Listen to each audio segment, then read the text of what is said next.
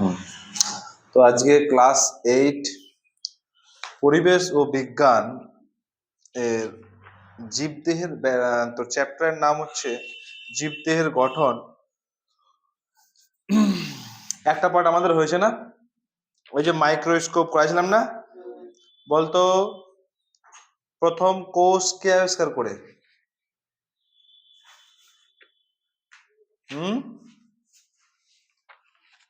প্রথম কোষ কে আবিষ্কার করে বলতো? হ্যাঁ, রবার্ট। কি বল? প্রথম কোষ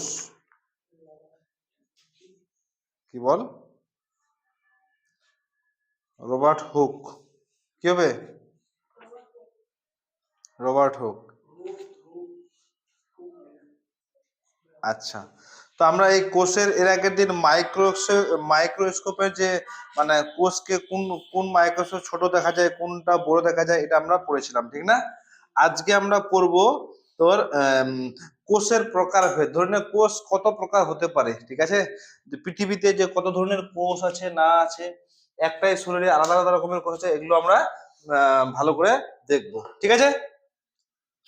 আচ্ছা, তোকে যদি বলে যে একটি এককোষী প্রাণীর উদাহরণ দাও, তো কি বলবি বলতো? এককোষী, একটাই কোষ থাকে, তার নাম হচ্ছে কি বলতো? অ্যামিবা। কি রে? অ্যামিবা হচ্ছে কি, তুই খালি চোখে দেখতে পারবে না, খালি চোখে দেখতে পারবে না। এতটাই ছোট, এতটাই ছোট প্রাণীটা, ঠিক আছে? অনেক ছোট, মাইক্রোস্কোপ দিয়ে দেখতে হয়। ওই ওই প্রাণীটা কি না, ওই প্রাণীটা ওর শরীরে একটাই কোষ আছে। কি আছে? তো প্রাণীটা একটু আমরা আঁকি, এই ধরে নে, এবার আমি একটু যদি আঁকি,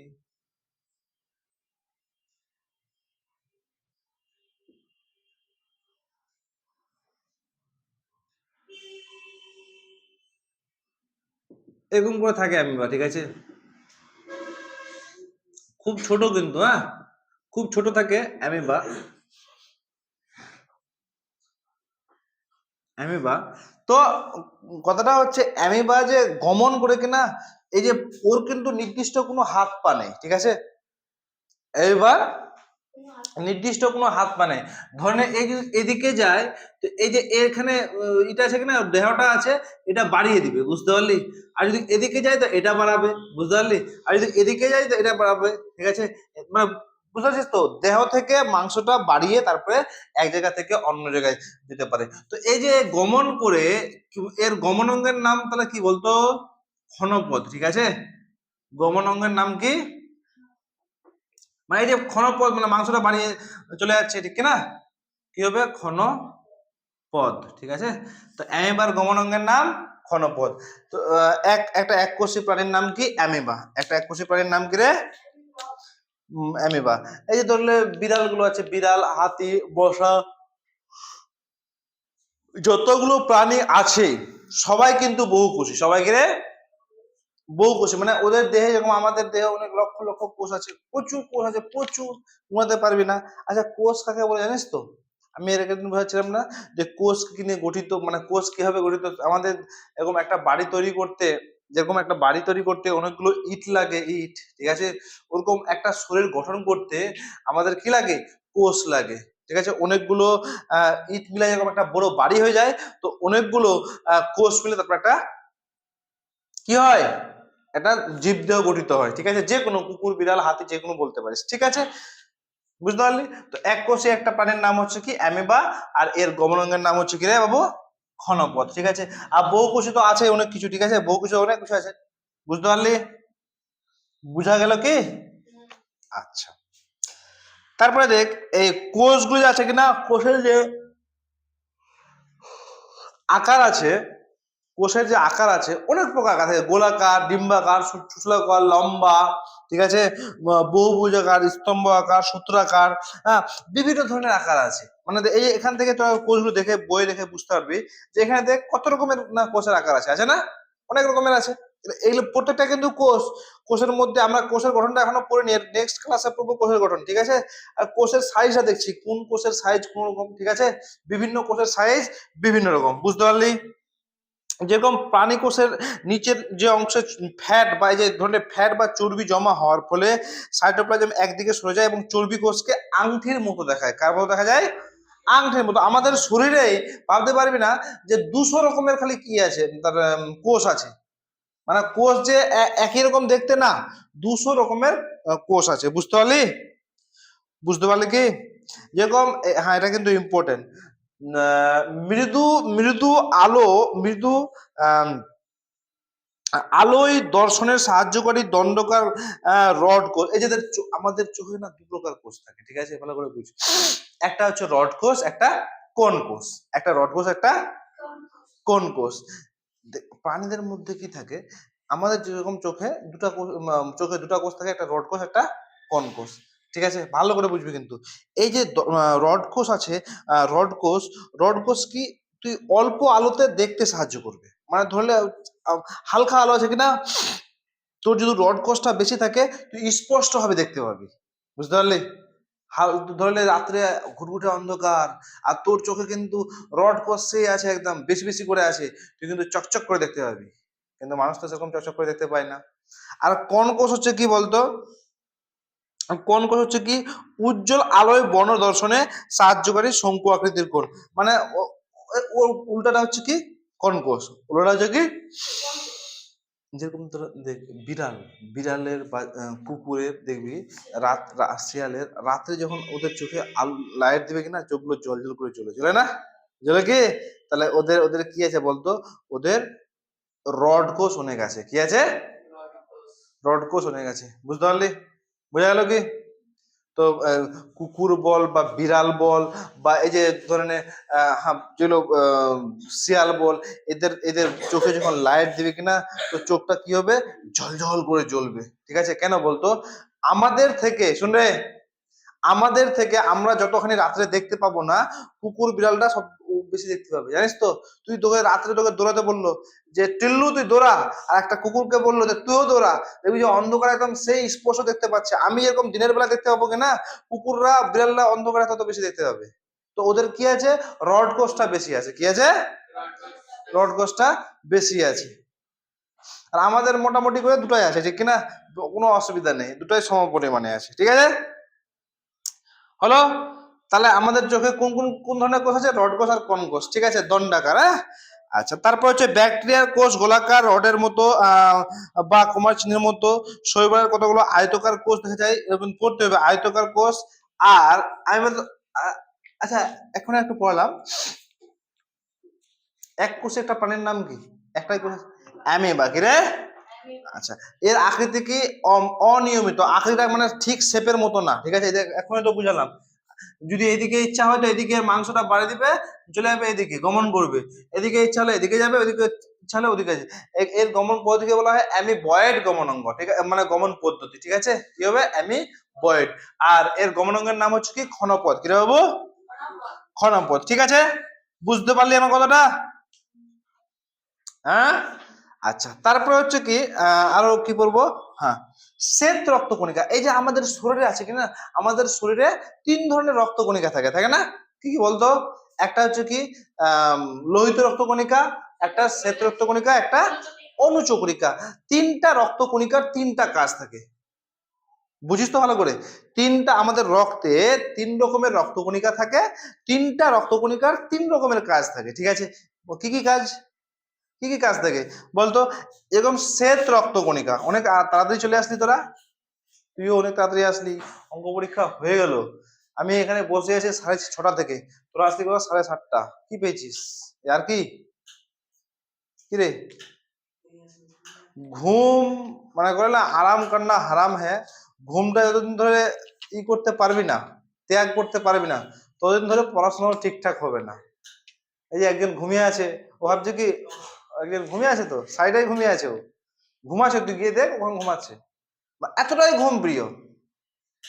চেঞ্জ কর, ঠিক আছে, নিজেকে চেঞ্জ কর। ওই যে ওই আরেকটা আছে, ও বললো যে আমি পরীক্ষা দিব, আসো 7:30টায়। ঠিক আছে, ঠিক আছে, ঠিক আছে। এখন আরাম করছিস তো? যখন ইউনিট টেস্টটা হবে তখন এটা তো পারলামই না, চা, এটা তো পারলামই না, তারপরে বুঝবি।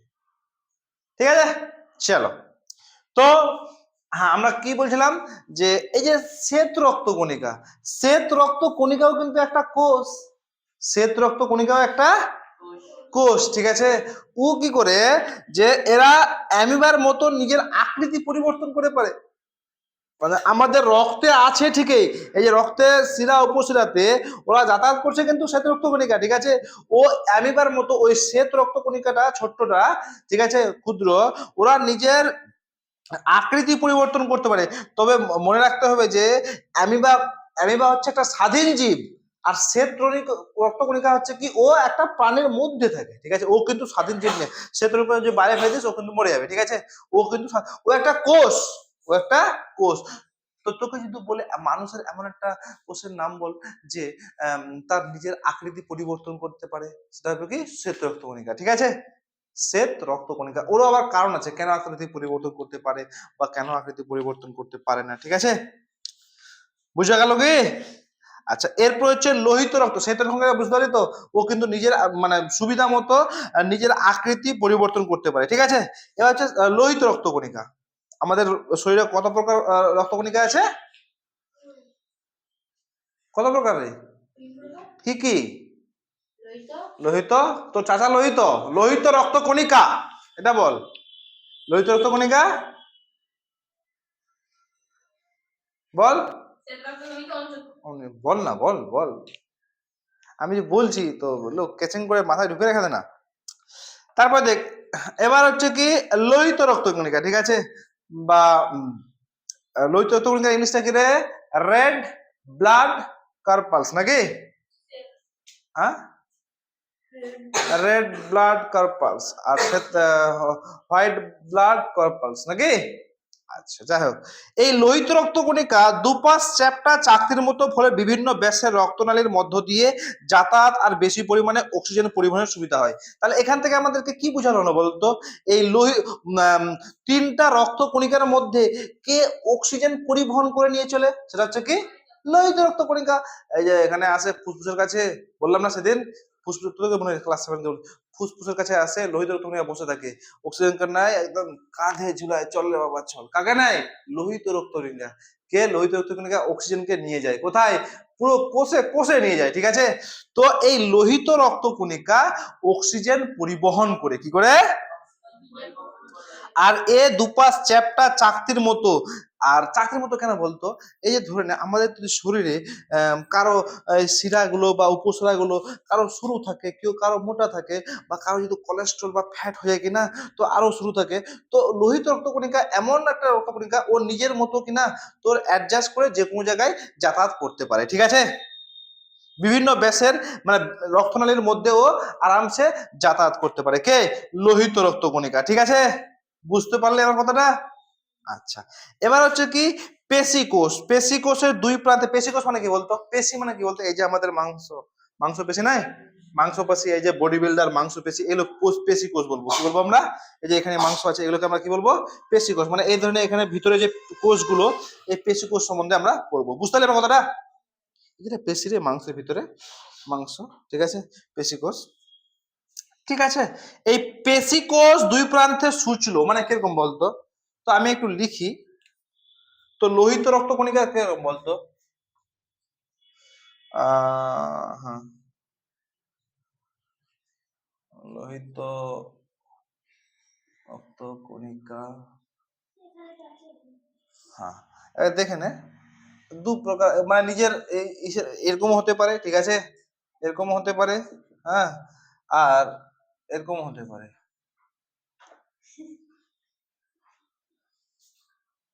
এরকম হতে পারে, ঠিক আছে। আর তোর এই পেশি কোষটা কিরকম হবে দেখ, পেশি মানে মাংসের কোষটা রে, ঠিক আছে, পেশি কোষ, পেশি কোষটা কেমনি হতে পারে? এই যে, ঠিক আছে, হ্যাঁ, মাঝখানটা একটু মোটা হবে তো, ঠিক আছে,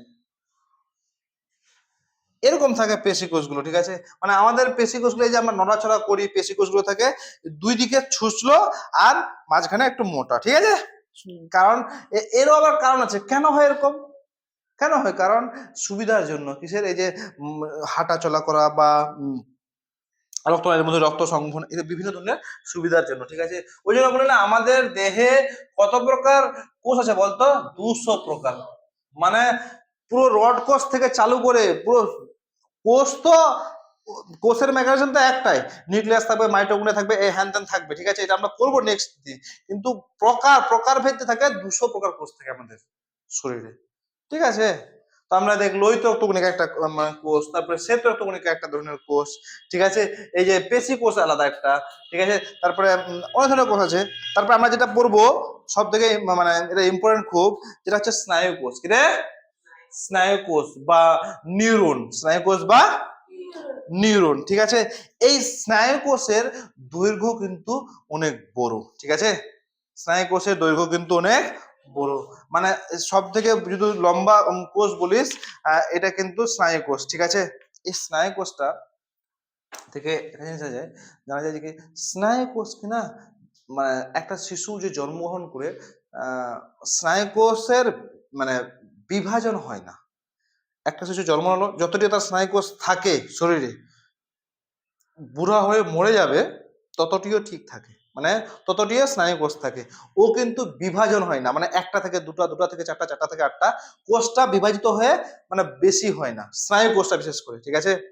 ওই কোষটা বড় হয়, ওই কোষটা বড় হয়।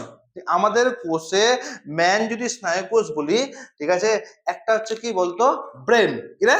ব্রেন, ব্রেনের যে মগজটা, ব্রেনের যে মগজ বলি না, এটা একটা স্নায়ু কোষ, ঠিক আছে।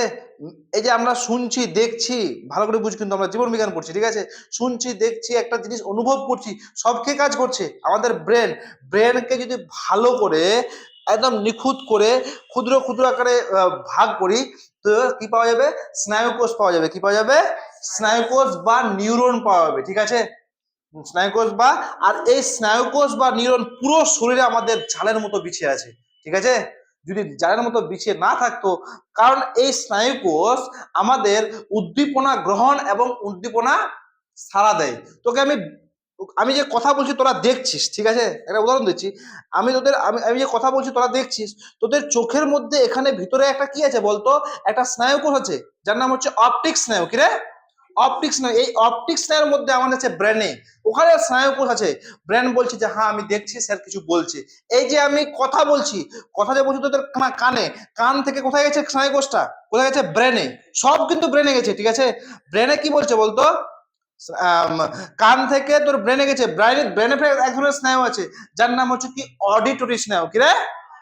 অডিটরি স্নায়ু। এই স্নায়ু থেকে, ভালো করে শুন, এই স্নায়ু কি করে আমাদের ব্রেনে মানে কাজ করে। তো এই দেখ উদ্দীপনা গ্রহণ করছে, আমি তোকে ডাকলাম, তুই আ উ করলি, ঠিক আছে, তুই যে উদ্দীপনা সাড়া দিলি, এটা কাজ কে করছে? স্নায়ু কোষ, ঠিক আছে। তোকে আমি, তুই গরম লোহায় হাত দিলি, ছট করে লাগলো, কারণ কি? এখানে আমাদের স্নায়ু কোষ আছে। এই খবরটা হাত তো কি জানে না, হাত জানে কিছু, খবরটা তাড়াতাড়ি গেল কোথায়? আমাদের স্নায়ু কোষে। কোথায় গেল? স্নায়ু কোষে। তো আমরা স্নায়ুকোষ সম্বন্ধে ক্লাস 9-10 আছে, ডিটেলসে আমরা পড়বো, সমস্যা নেই, ঠিক আছে।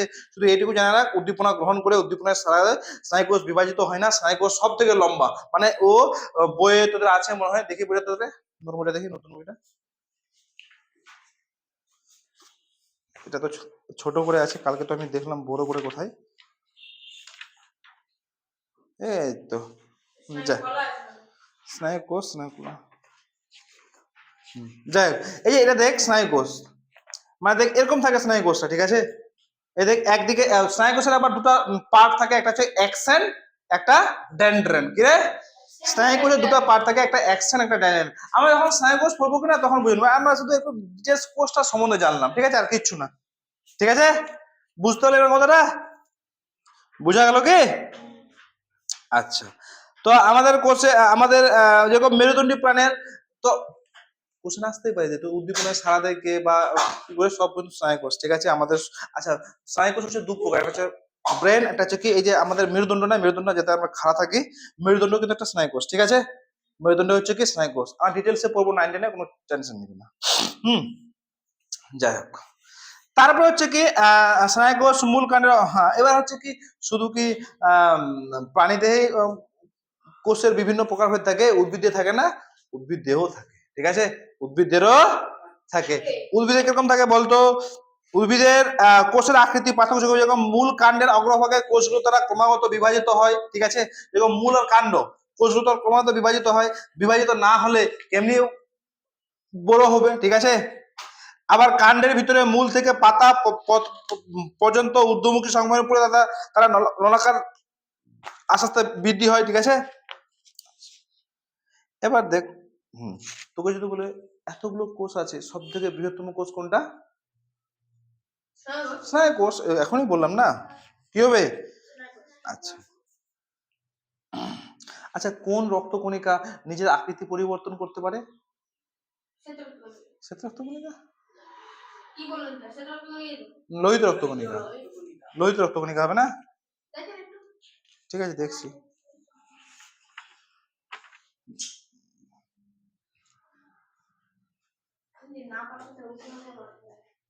শ্বেত রক্তকণিকা প্লাস লোহিত রক্তকণিকা। হ্যাঁ, এখানে আকৃতি পরিবর্তন করতে পারে না এটা বলি নাই। এটা এটা অ্যান্সারটা শ্বেত রক্তকণিকা হবে, কিন্তু এই যে লোহিত রক্তকণিকা না, হ্যাঁ হ্যাঁ না, হ্যাঁ ও ও কি করে এই লোহিত রক্তকণিকা যে কোনো মানে রক্তের কিনা যে কোনো জায়গায় আরামসে পৌঁছাতে পারে, নিজেকে অ্যাডজাস্ট করে বা নিজের আকৃতি পরিবর্তন করতে পারে করে লোহিত রক্তকণিকা। আর অক্সিজেন পরিবহন করে কে করে? অক্সিজেন পরিবহন কে করে বল? লোহিত রক্তকণিকা, ঠিক আছে। আচ্ছা ঠিক আছে, এবার আমরা কি পড়লাম? এবার এই যে কোষটা যদি আমি একটু তোর তো এখন কোষ দেখিস নি, কিন্তু কোষ সবাই দেখেছিস কোষ। কি বলতো, এই যে একটা ডিমটাও কিন্তু একটা কোষ, ডিমটাও একটা কোষ, ঠিক আছে।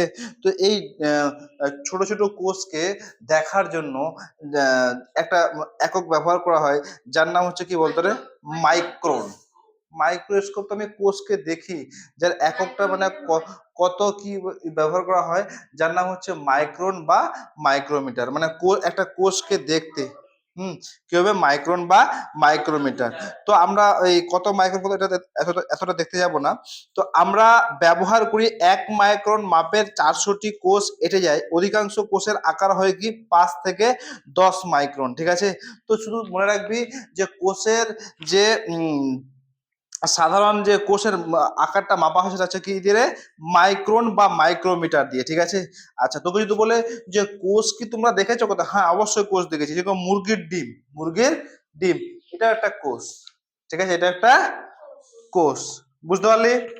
এই মুরগির ডিম যে কোষ বললাম কিনা, যখন কোষটা পড়াবো, কোষের এর নেক্সট দিন যখন কোষটা পড়াবো তখন কিন্তু বুঝতে পারবি, ঠিক আছে, যে কোষ পর্দা জিনিসটা কি আর কোষ প্রাচীর জিনিসটা কি, আর কোনটা প্রোটোপ্লাজম আর কোনটা সাইটোজম, সবগুলো বলবো, টেনশন নিবি না, ঠিক আছে।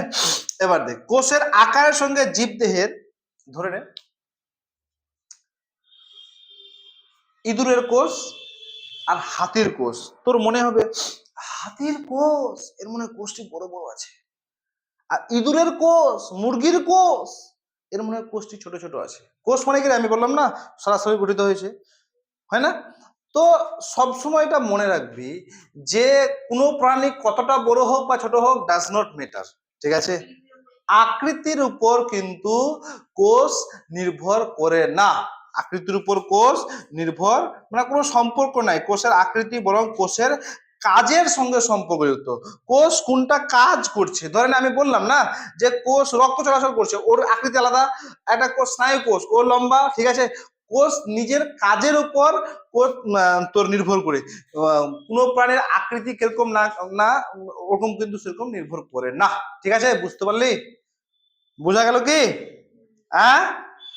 আচ্ছা, বুঝতে পারলি কি যে কোষের আকৃতির ব্যাপারটা? ধরলে কোনো হাতি বা মুরগি, তুই ভাববি যে হাতির কোষ মনে বড় আছে আর মুরগির কোষ মনে ছোট, না। মুরগির কোষ কোষের মানে বিভিন্ন ধরনের প্রাণীর আকৃতির উপর কোষ নির্ভর করে না, কোষ কার উপর নির্ভর করে? কাজের উপর, ঠিক আছে। হ্যাঁ, সংখ্যায় বেশি হতে, তো অবশ্যই সংখ্যায় বেশি হতে পারে, কিন্তু কাজের উপর নির্ভর করে, ঠিক আছে। এবার বিভিন্ন শারীরবৃত্তীয় কাজ এবং কোষের বিশেষত্ব, ঠিক আছে। এই যে আমরা খাদ্য গ্রহণ, খাচ্ছি, পরিপাক, হজম, শোষণ, আত্তীকরণ এবং অপাচ্য খাদ্যের বহিষ্করণ। মানে আমরা খাই, আমাদের পাকস্থলী যাই, পাকস্থলীতে খাদ্যের শোষণ হয়, শোষণে আমরা ভেঙে ফেলে দিই। ঠিক আছে, তো অপাচ্য খাদ্যের হয়। ঠিক আছে, এই যে এটাকে আমরা কি বলবো বলতো? পুষ্টি বলবো। কি বলবো? পুষ্টি। ঠিক আছে, যেরকম এই যে শ্বাস নিচ্ছি, শ্বাস নিলাম, এখানে আমার কে বসে আছে বলতো? ফুসফুস। ফুসফুসে কোন রক্তকণিকা বসে আছে? লোহিত রক্তকণিকা। বললাম না, লোহিত রক্তকণিকা বসে থাকে অক্সিজেনকে নিয়ে আসার জন্য, ও কিন্তু বসে আছে, ওদের অক্সিজেন আসবে, নিয়ে যাবো। তো লোহিত রক্তকণিকা তারপরে ওখান থেকে অক্সিজেনকে নিয়ে চলে যায় কোথায়? পুরো কোষে কোষে নিয়ে চলে যায়। ঠিক আছে, তো এই যে এটা শ্বাস পাওয়ার আদান প্রদানের ফলে কিন্তু শক্তি উৎপন্ন হয়। ঠিক আছে, তো এটাকে আমরা কি বলবো? শোষণ বলবো। কি বলবো? শোষণ বলবো। ঠিক আছে, তারপরে খাদ্যের সারাংশ শ্বাসবায়ুকে দেহের দ্রুততম স্থানে এই যে দেখ, এই যে আমাদের দেহে আমরা শুনলে আমাদের দেহে আমরা খাই না, এখানে খেয়ে এখানে কোষগুলো এসে পুরো রসটা চুষে চুষে চুষে, ঠিক আছে, পুরা শরীরে প্রত্যেকটা কোষে কিন্তু ছাড়িয়ে দেয়। ছড়িয়ে দেয় না? কে? রক্ত। তো এই যে প্রক্রিয়াটাকে, এই প্রক্রিয়াটা আমি কি বলবো বলতো? সংবহন বলবো। কি বলবো? দেখ একটা জিনিস দেখ, হ্যাঁ, তাই শরীর খারাপ হয় না। তো এটাকে আমরা কি বলবো? আরেকটু যদি ভালো করে বুঝি, দেখ এটা সেদিন ক্লাস সংবহনটা আমি সেদিন ক্লাস 7 কে বোঝালাম। ঠিক আছে, ধরে আমি খেলাম, খাওয়া হলো, আমাদের মুখে কি লাল খাওয়াটার সাথে লালা রস মিশলো। কি মিশলো? আম করে লালা রস মিশলাম, চারটেটা হয়ে গেলো। তারপর চলে গেলো কোথায়? পাকস্থলীতে। আমাদের পাকস্থলীতে একটা অ্যাসিড রিলিজ করে, সেই অ্যাসিডটার নাম কি? HCl বা হাইড্রোক্লোরিক অ্যাসিড। ঠিক আছে, ওই অ্যাসিডটা খাবারটার সাথে মিশাই। সবসময় খাবার খাবে কিনা বেশিক্ষণ, মানে ম্যাক্সিমাম টাইম দিবি চিবাতে। ঠিক আছে, কারণ যতক্ষণ না চিবিয়ে ওই মালটা একদম গুলুগুলু হয়ে যায়, ততক্ষণ কিন্তু হজম করতে কিন্তু সুবিধা হবে। ঠিক আছে, ওই জন্য বলে আস্তে খা, ধীরে খা, চিবিয়ে খা। ঠিক আছে, তো যাতে হজমটা ঠিকঠাক করে হয়, হজম না হলে তো বুঝতে পারছিস গল্প শেষ হয়ে যাবে। ঠিক আছে, তো এখানে চিবিয়ে খেলাম পাকস্থলীতে, তো ওখানে HCl মিশলো। কি মিশলো? Hydrochloric acid. কি মিশলো? হাইড্রোক্লোরিক। তারপরে ওখান থেকে বিভিন্ন ধরনের আমাদের যন্ত্রফন্ত্র আছে, এরা বিভিন্ন অ্যাসিড রিলিজ করে ক্ষুদ্রান্তে গেল, ক্ষুদ্রান্তে গিয়ে বৃহদান্ত্রে। ক্ষুদ্রান্তে আর বৃহদান্তে কি হয় বলতো? ওখানে কোষগুলো এসে বসে থাকে। ঠিক আছে, মানে তোর রক্তর কণিকা বল বা ওখানে বসে থাকবে, ওখানে এই যে বৃহদান্ত্রে। হ্যাঁ, ক্ষুদ্রান্ত কি বল, ছবিটা নাই, ক্ষুদ্রান্ত আর বৃহদান্ত রে, কি বলবো, লাড়ি ভুটি যেগুলো হয় না, হ্যাঁ, মানে তোর পাকস্থলীর পর পর যেখানে খাদ্যটার শোষণ হয়, সরু সরু নলাকার থাকে, একদম এচানো পেঁচানো নলাকার থাকে না পেটের মধ্যে, থাকে না? নলের মতো থাকে, একদম পুরো পেঁচানো। দুটো পার্ট থাকে ওটার, একটা হচ্ছে ক্ষুদ্রান্ত, একটা বৃহদান্ত্র। তো ওখানে কি হয়? খাদ্যটার শোষণ হয়, আর খাদ্যটার শোষণ করে করে করে যত কিছু খাদ্য আছে একটা জিনিসে ভেঙে দেয়, যার নাম হচ্ছে কি বলতো? সব খাদ্য ভেঙে কি তৈরি হয়? যেটা আমাকে ডাইরেক্ট লাগায়, বল বল, বলতে পারবি না? 6-7 তোকে হ্যাঁ, তো 7 পড়াইছি। সেটা হচ্ছে কি? গ্লুকোজে পরিণত হয়। গ্লুকোজ, খাদ্যটা ভেঙে আমাদের কি হয়? গ্লুকোজে পরিণত হয়। আর গ্লুকোজটা আমাদের এখানে বসে থাকে, তোর এখানে খাদ্যটাকে নিয়ে এসে পুরো রক্তটা বসে থাকে, ওই পুরো নিয়ে চলে যায় কোথায়? পুরো কোষে নিয়ে চলে যায়। আর কোষে গিয়ে আমাদের কি হয়? শক্তি উৎপন্ন হয়। কি উৎপন্ন হয়? এদিক থেকে নিয়ে যায় অক্সিজেন, আর এদিক থেকে নিয়ে আসে গ্লুকোজ। আর গ্লুকোজ আর অক্সিজেন মিলে কি হয়? আমাদের শক্তি উৎপন্ন। যে আমি কথা বলি, আমি হাঁটতে পারছি, আমি চলতে পারছি, কার ফলে? শক্তির ফলে না? এইভাবে আমরা খাই, তারপরে বেঁচে থাকি, তারপরে কথা বলতে পারি। ঠিক আছে, যে একদমই খেতে পারে না, যে একদমই মানে একদম নড়াচড়া করতে পারে না, দেখবি স্যালাইন দেয়, তাই না? স্যালাইনে কি দেয়? গ্লুকোজ দেয়, যাতে ও না খেয়েও দেও লোকটা বেঁচে থাকতে পারে, কথা বলতে পারে। বুঝতে পারলি? বুঝা গেল? তো এটাকে আমরা কি বলবো? আচ্ছা, তাহলে সংবহনটা বুঝতে পারলি? সংবহন জিনিসটা কি? মানে রক্ত পাম্প করে পুরো শরীরে পৌঁছে দিচ্ছে, আমাদের রক্তে হৃৎপিণ্ড রক্ত পাম্প করে পুরো শরীরে পৌঁছে দিচ্ছে, পুরো অক্সিজেন বল আর খাদ্য বল, মানে গ্লুকোজটা বল, অক্সিজেন খাদ্য পুরো শরীরে পৌঁছে দিচ্ছে। তারপরে দেখ আমাদের দেহের কোষে কিনা প্রতিনিয়ত তোর রাসায়নিক বিক্রিয়া কিন্তু ঘটেই চলেছে। ঠিক আছে, চলছে তো। তোর এই বিক্রিয়াটা ঘটার ফলে যেটা তোর মানে তোর বজ্র পদার্থ উৎপন্ন হচ্ছে, যেটা বজ্র পদার্থ উৎপন্ন হচ্ছে, সেটা তোর এই সেই পদার্থটা কি মূত্রের মাধ্যমে আমরা মুতে ফেলে দিই, ঠিক আছে, পেশাব করে ফেলে দিই, জানিস তো, এটা হচ্ছে বর্জ্য পদার্থ মূত্রের মাধ্যমে, এটাকে আমরা কি বলবো বলতো, এই প্রক্রিয়াটাকে আমরা বলবো রেচন, কি বলবো, রেচন, ঠিক আছে। তারপরে আমরা যদি এক জায়গায়, তারপরে আমরা মানুষ বা যে কেউ প্রাণীরা যদি এক জায়গা থেকে অন্য জায়গায় যায়, তখন সেটাকে আমরা কি বলবো, গমন বলবো, কি বলবো, গমন। আচ্ছা আচ্ছা, একটু আগে বললাম যে পরিবেশে উদ্দীপনায় সাড়া দেওয়া এবং পরিবর্তন পরিবেশের সঙ্গে মানিয়ে চলা, এটা কি স্নায়ু কোষ বা স্নায়বিক সমন্বয়। আচ্ছা, সংখ্যা বৃদ্ধি বা অস্তিত্ব রক্ষা করা, এটা হচ্ছে কি জনন, মানে বংশ বিস্তার, 1টা থেকে 4টা, 4টা থেকে 8টা, ঠিক আছে। প্রাণীর মতো না হলেও উদ্ভিদরাও নানা কাজ করতে পারে, যেরকম দেখ প্রাণীরা তো এতগুলো প্রাণী কাজ করে খাদ্য খাওয়ার বলে, উদ্ভিদরাও কিন্তু কাজ করে, যেরকম মাটি থেকে জল তোলা, উদ্ভিদরা কি জানে যে মাটি থেকে জল তুলতে হবে, কিন্তু মাটি থেকে রসটা শোষণ করে পুরো শরীরে পৌঁছে দেয় কে, গাছপালা, উদ্ভিদ। সূর্যের আলো শোষণ করে খাদ্য তৈরি করে, আজকে যেহেতু সূর্য না হতো তাহলে খাদ্য তৈরি হতো না, সূর্যের আলো শোষণ করে কি করছে, খাদ্য তৈরি করছে। দেহের জলের বেশ কিছুটা অংশ বাষ্প আকারে বের করা যায়, বাষ্পায়ন বলবো, ঠিক আছে। তারপর হচ্ছে খাদ্য সঞ্চয় পরিবহন করা, এত কিছু গাছ করছে, এত কিছু গাছ, সোজা হয়ে দাঁড়িয়ে থাকা, এটাও গাছ করছে। তো প্রাণীদের নানা কাজ করতে যেসব অঙ্গ কাজে লাগে, যেরকম হচ্ছে পাকস্থলী, বৃক্ক, মস্তিষ্ক, ফুসফুস, যকৃৎ, হৃৎপিণ্ড, এতগুলো তোর ব্যবহৃত হয়, ঠিক আছে। আর উদ্ভিদের কি কি কাজে লাগে বলতো, মূল, কাণ্ড, পাতা, ফুল, ফল, ঠিক আছে। মূল, কাণ্ড, পাতা, অঙ্গ ব্যবহার হয়, ঠিক আছে, ফুল ফল না, মূল, কাণ্ড, পাতা তোর অঙ্গ ব্যবহার কি এই উদ্ভিদের কাজের জন্য। যেরকম দেখ সালোক সংশ্লেষ করবে, বলতো কাকে গাছের রান্নাঘর বলা হয়, পাতাকে, এটা তো বাচ্চাদের কোশ্চেন, ঠিক আছে, বুঝতে পারলি, বোঝা গেল। তো উদ্ভিদেরও আমাদের যেরকম অঙ্গ আছে, ফুসফুস, হৃৎপিণ্ড, ঠিক আছে, তো উদ্ভিদেরও অঙ্গ আছে, মূল, কাণ্ড, পাতা, ওরাও কিন্তু কাজ করে, ঠিক আছে। ওরকম আমরা যদি একটু ভালো করে বুঝি ডিটেলসে, তো প্রথমে প্রত্যেক অঙ্গ একাধিক, এই যে অঙ্গ কথা বলি, প্রত্যেক অঙ্গ একাধিক কলা নিয়ে গঠিত, আর প্রত্যেকটি কলা আবার একাধিক কোষের সমষ্টি, অর্থাৎ জীবদেহ গঠনের ধাপগুলো হচ্ছে কি, প্রথমে আসবে কি জীবদেহ, যে কোনো জীবদেহ, ঠিক আছে, জীবদেহ। তারপর হচ্ছে কি তোর অঙ্গতন্ত্র, মানে অনেকগুলো অঙ্গ সমষ্টি, ঠিক আছে, অঙ্গতন্ত্র, তন্ত্র। তারপর হচ্ছে কি তোর অঙ্গতন্ত্র, তারপরে হচ্ছে কি অঙ্গ, ঠিক আছে। তারপর হচ্ছে কি তোর কলা, অনেকগুলো কলা মিলে কি হচ্ছে, অঙ্গ হচ্ছে, বুঝতে পারলি, কলা। তারপর হচ্ছে কোষ, বুঝতে পারলি, অনেকগুলো কোষ এক জায়গায় মিলিত হয়ে কি হয়, কলা হয়। হ্যাঁ, অনেকগুলো কলা, অঙ্গ, বাস বাস বাস, অনেকগুলো অঙ্গ মিলে কি হয়, জীবদেহ হয়। বুঝতে পারলি আমার কথাটা, হ্যাঁ, ঠিক আছে। বিভিন্ন ধরনের কোষের সমষ্টি হচ্ছে তোর কলা, ঠিক আছে। এবার আমরা উদ্ভিদের পড়বো আর প্রাণীদেরও পড়বো, ঠিক আছে। উদ্ভিদ কলা আর প্রাণী কলা সম্বন্ধে আমরা ডিটেলসে একটু কিন্তু পড়বো, ঠিক আছে, খুবই ইম্পর্টেন্ট। উদ্ভিদ কলা কত প্রকার, প্রাণী কলা কত প্রকার, ঠিক আছে।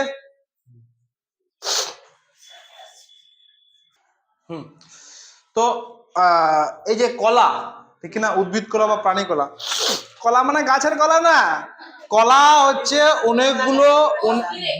অনেকগুলো কোষ মিলে, অনেকগুলো কোষ গুচ্ছ বা কোষের সমষ্টি হচ্ছে কি তোর কলা, ঠিক আছে। তো এই যে উদ্ভিদ কলা হচ্ছে তোর দু প্রকার, এটা হচ্ছে কি ভাজক কলা, এটা হচ্ছে স্থায়ী কলা, ঠিক আছে। ভাজক কলা আর কি রে, আচ্ছা, স্থায়ী, স্থায়ী কলা, ঠিক আছে। তো এই যে ভাজক কলা আমরা উদ্ভিদের কোথায় দেখতে পাবো, সব সময় মনে রাখবি যে ভাজক কলা উদ্ভিদের বর্ধনশীল অঞ্চলে, ধরে একটা গাছ লাগালি, তুই যে কোনো গাছ লাগালি, যেখানে উদ্ভিদটা বাড়বে, যেখানে উদ্ভিদটা মানে কাণ্ড বা শিকড় বল, যে জায়গায়, হ্যাঁ মূল বা শিকড়, যে জায়গায় উদ্ভিদটা বাড়বে, যে জায়গায় উদ্ভিদটা মানে বড় হবে, ওখানে থাকে কি ভাজক কলা। মানে কি ভাজক কলা, তাহলে কোষ বিভাজিত হয়, ঠিক না, ভাজক কলা কি হয়, কোষ বিভাজিত হয়। মানে উত্তর যদি বলে ভাজক কলা কোথায় থাকে, উদ্ভিদের বর্ধনশীল অঞ্চলে, কোথায়, উদ্ভিদের বর্ধন মানে যেখানে তোর বাড়ে তখন উদ্ভিদের বর্ধনশীল অঞ্চলে কি থাকে, বা তোর স্থানটা কি বলবি, মূল ও কাণ্ডের বা কাণ্ডের পর্বমধ্য বা শীর্ষমুকুল এই কলা দেখতে পাওয়া যায়। ঠিক আছে, মানে মূল বা কাণ্ড যেখানে একটা যেহেতু গাছ হয়, মূল বা কাণ্ডের যেখানে গাছটা বড় হয়, যেই জায়গাটায় গাছটা আস্তে আস্তে বড় হয় সেখানে আমরা কি দেখতে পাবো, ভাজক কলা দেখতে পাবো। ঠিক আছে, আচ্ছা এই কলার তাহলে ভাজক কলা যেহেতু বর্ধনশীল অঞ্চলে থাকে, এর মানে কি ভাজক কলা কি হয়, বিভাজিত হয়। কোষ, ওর যে কোষটা কি হয় আস্তে আস্তে 2টা থেকে 4টা, 4টা থেকে 8টা, 8টা থেকে বিভাজিত হয়, ঠিক কিনা? তো ভাজক কলা কি হয় রে বাবু, বিভাজিত হয়। কি হয়, বিভাজিত হয়। কোষগুলি অপরিত আকৃতি, ছোট সুস্পষ্ট নিউক্লিয়াস। আর এই কলা ভালো করে মনে রাখবি যে গাছের কিনা শরীরে এমন একটা কি থাকে, সেলুলোজ থাকে, যেটা আমরা হজম করতে পারি না। ঠিক আছে, এর ভাজক কলা হচ্ছে তোর সেলুলোজ নির্মিত কোষ প্রাচীর যুক্ত। ঠিক আছে, এই যে এদের কোষে ভালো করে এটা মাথায় রাখবি যে উদ্ভিদের কোষটাতে যে কোষ প্রাচীরে কি থাকে, সেলুলোজ থাকে। কি থাকে, সেলুলোজ থাকে। কি থাকে, সেলুলোজ থাকে, যেটা কি মানুষরা হজম করতে পারে না। বুঝতে পারলি, বোঝা গেল? কি থাকে, সেলুলোজ থাকে, যেটা মানুষরা হজম করতে পারে না। ঠিক আছে, আর ভাজক কলাগুলি সবসময় বিভাজিত হয়ে পুরো উদ্ভিদের বৃদ্ধি ঘটায়। কোন কলা, উদ্ভিদের কোন কলা বিভাজিত হয় বলতো, ভাজক কলা। কি রে বাবু? আচ্ছা, এই ভাজক কলা থেকেই স্থায়ী কলার উৎপত্তি হয়। ঠিক আছে, এই ভাজক কলা থেকেই কি হয়, স্থায়ী কলা। মানে এর স্থায়ী কলার জন্মদাতা হচ্ছে কি, ভাজক কলা। ঠিক আছে, এই যখন এই স্থায়ী কলাটা উৎপন্ন হয়, আচ্ছা এবার স্থায়ী কলা আমরা পড়ি। স্থায়ী কলা হচ্ছে কি, এ উদ্ভিদের মূল, কাণ্ড, পাতার বিভিন্ন অংশে স্থায়ী কলা দেখতে পাই। যেরকম মূল, দেখবি যে পাতা বল, পাতা একটা টাইমে এসে আর বাড়ে কি, বাড়ে না। যেই টাইমে লাস্ট টাইমে আসলো, যেই কলাটা লাস্টে আসলো কিনা, ওটা হচ্ছে তোর স্থায়ী কলা। যেরকম একটা গাছ মূলটা একটা টাইমে এসে যখন আর বাড়ে না, ঠিক আছে, আর বৃদ্ধি হয় না, আর বৃদ্ধি হয় না, সেটা হচ্ছে কি তোর স্থায়ী কলা। ঠিক আছে, সেটা হচ্ছে কি তোর, মানে যে উদ্ভিদের যে ধরনের যে কলাটা বৃদ্ধি হয় না, কি হয় না, বৃদ্ধি হয় না, বা কোষ বিভাজিত হয় না, সেটা হচ্ছে কি, স্থায়ী কলা। স্থায়ী কলার জন্মদাতা ভাজক কলা। ঠিক আছে, ভাজক কলা থেকেই স্থায়ী কলা উৎপন্ন হয়, কিন্তু এই কলাটা বৃদ্ধি হয় না, বৃদ্ধি হয় না। ঠিক আছে,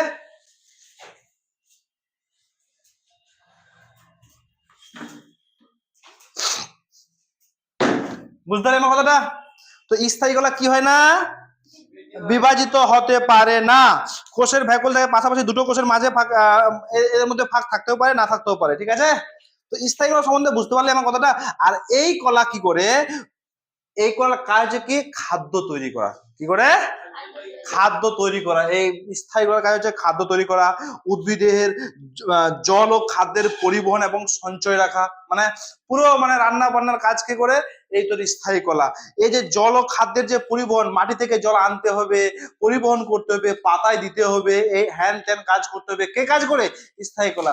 ভাজক কলা কি করে, ও শুধু বংশ বিস্তার করে, গাছকে বড় করে দেয়। ঠিক কিনা, সব কাজ কে করে, স্থায়ী কলা করে। কে করে না বাবু, এই যে উদ্ভিদের দৃঢ়তা, উদ্ভিদটাকে স্ট্রং করে রাখে, কে করে, সেটা হচ্ছে কি তোর তোর স্থায়ী কলা। ঠিক আছে, এই দুটো কলার মধ্যে পার্থক্য বুঝতে পারলি, কোনো অসুবিধা, ভাজক কলা স্থায়ী কলার মধ্যে?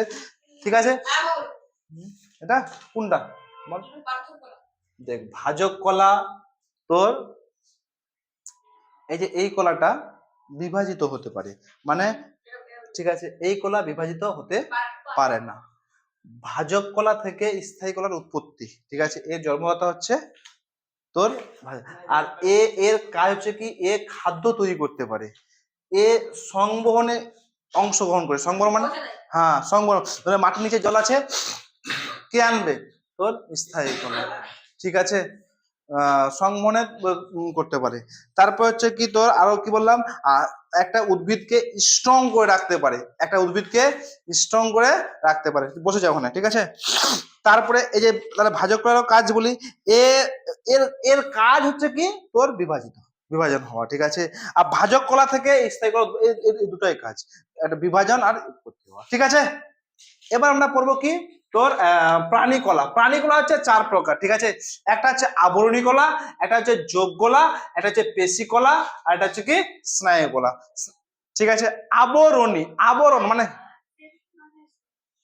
আবরণী, আবরণ মানে কি রে? অঙ্কটি তোরা অঙ্কটি দেখ, আমি এক্ষুনি 5 মিনিট পরে কিন্তু তোদের অঙ্ক দিব, ঠিক আছে? আচ্ছা, আবরণী মানে কি রে? আবরণ করে থাকবে। হ্যাঁ, এই শুন না একটু। আবরণী মানে আবরণ করে রাখবে, ঢাকায় রাখবে জিনিসটাকে, ঠিক আছে? এটা হচ্ছে কি আবরণী কলা, ঠিক আছে?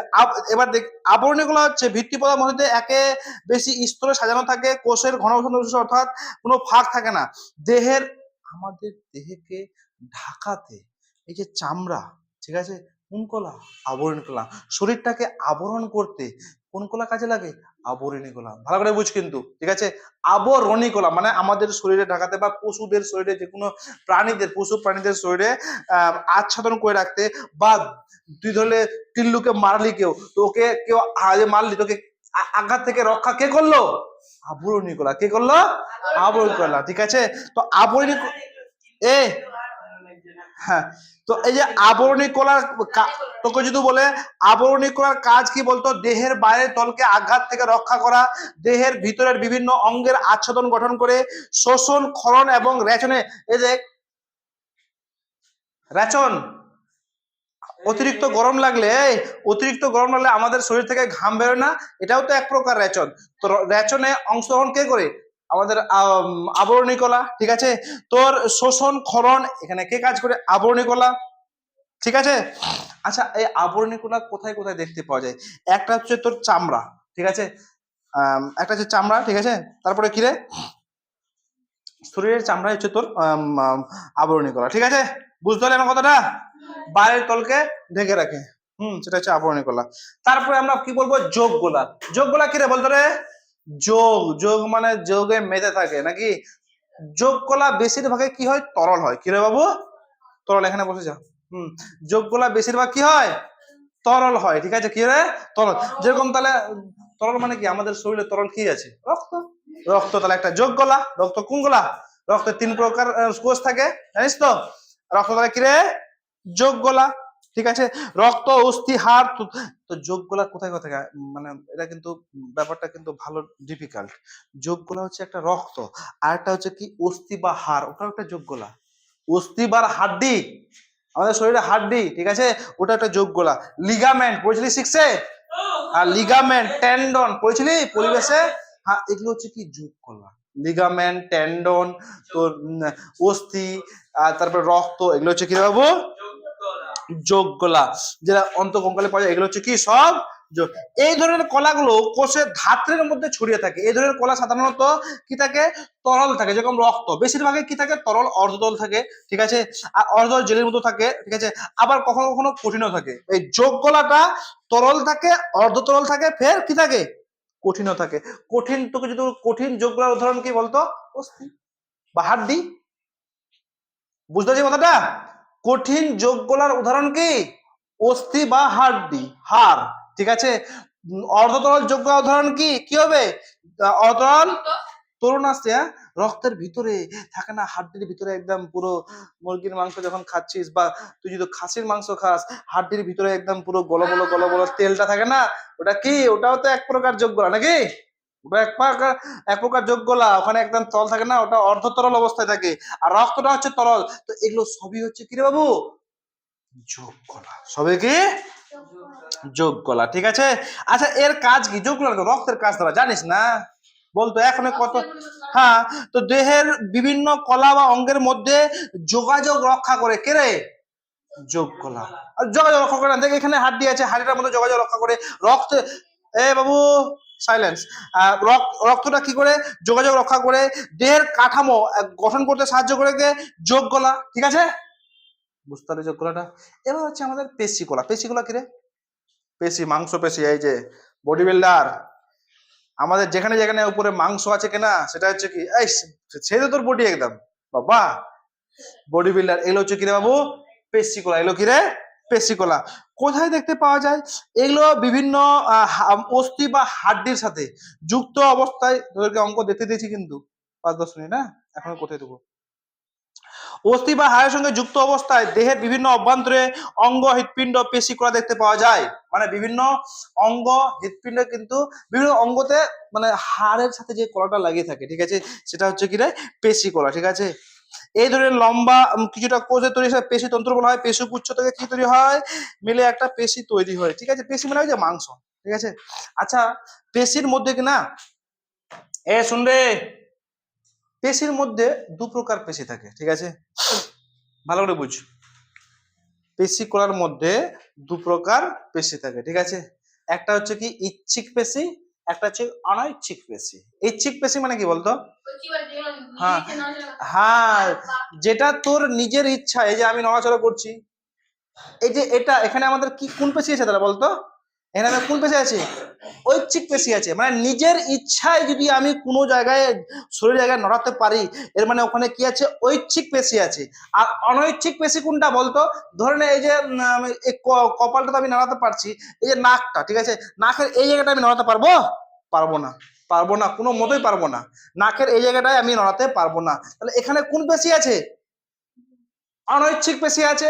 বা পিঠের ভিতর পিছনের জায়গায় আমি কি চামড়াটা নড়াতে পারবো, ওখানকার মাংসটা নড়াতে পারবো না, তো ওখানে কোন পেশি আছে, অনৈচ্ছিক পেশি আছে। তো শরীরে কি না দু ধরনের পেশি থাকে, একটা তিন ধরনের থাকে, একটা হৃদপেশি থাকে, একটা ইচ্ছিক পেশি থাকে ঐচ্ছিক, একটা অনৈচ্ছিক, একটা তোর হৃদপেশি। হৃদপেশি তো সবসময় ধুক ধুক করে, হৃদপেশি মানে কি, হৃদপিণ্ড সব সময় ধাক ধাক ধাক ধাক ধাক ধাক করে। ঠিক আছে, বুঝতে পারলি।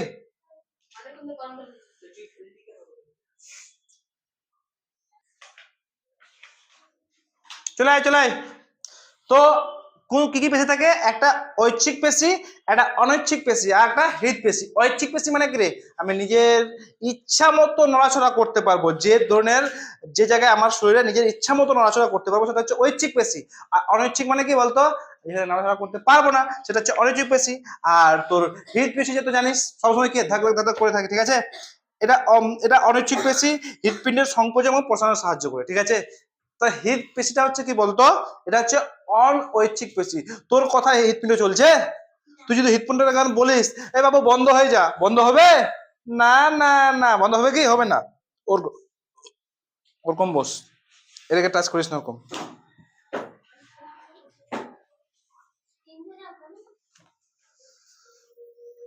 ঠিক আছে, তো এই হৃদপিণ্ড নিয়ন্ত্রণ, অভ্যন্তরীণ অঙ্গ সঞ্চালন, অঙ্গ প্রত্যঙ্গের সঞ্চালন ঘটানো, গমনে সাহায্য করা। এই দাঁড়া, একটু দাঁড়া তোরা, 5 মিনিট ওখানে দাঁড়া। ঠিক আছে, রায়ান করে কেন না, অঙ্গ দেখতে দিয়েছি একটু দেখ রে। তো অঙ্গ প্রত্যঙ্গের সঞ্চালন ঘটানো, এই যে ইচ্ছিক কাজ কি, অঙ্গ প্রত্যঙ্গের সঞ্চালন সাহায্য করা, হৃদপিণ্ড নিয়ন্ত্রণ। এবার হচ্ছে স্নায়ু কলা, স্নায়ু কলাটা আমি বুঝলাম না একটু আগে, ডিটেলসে বুঝলাম না, স্নায়ু কলা বা স্নায়ু গ্রন্থি কি। আচ্ছা, স্নায়ু কোষে কিন্তু আরেকটা ওর সেম টু সেম থাকে, যেটা নিউরোগ্লিয়া বলে, কি বলে, এটা সহায়ক কোষ থাকে। স্নায়ু, এই যে স্নায়ু কোষটা কি কি নিয়ে গঠিত, দুটো পার্ট বলতে বললে, স্নায়ু কোষটা দুটো পার্ট নিয়ে গঠিত, সেটা দুটো পার্টের নাম কি, পারবে না, হ্যাঁ অ্যাকশন ও ডেনড্রেন, অ্যাকশন ও, আর স্নায়ু কোষের কাজটা তো পারবি নাকি, আমি বুঝালাম না, উদ্দীপনায় সাড়া দেওয়া, ঠিক আছে, পেশির সংকোচন, বিভিন্ন ধরনের কাজ থাকে। তো হলো, আজকে এখান থেকে তোদের পড়ালাম। এর পর্যন্ত পুরো কোর্সটা একদম পুরো কোর্সটা না পড়া মানে, মানে তুই মানে জীবন বিজ্ঞান লাইফ সায়েন্স না পড়াই বেটার। ঠিক আছে, মানে পড়তে হবে না তোকে, মানে কোর্সের ক্লাসটা তোরা সবাই অ্যাটেন্ড করবি, কোর্স পুরো একদিনে শেষ করে দেবো। কোর্স সম্বন্ধে জানতে হবে, কোর্স কেমন করে কাজ করে, কোর্সের অঙ্গাণু কি, কোর্সকে কি এ টু জেড ডিটেলসে আমরা কোর্সটাকে পড়বো। ঠিক আছে, বুঝতে পারলি আমার কথাটা, এখান থেকে তোরা দাগিয়ে নে, এরপরে হবে আরো ক্লাস তোদের, তোদেরও হবে, তোদের অঙ্ক দিচ্ছি এখন।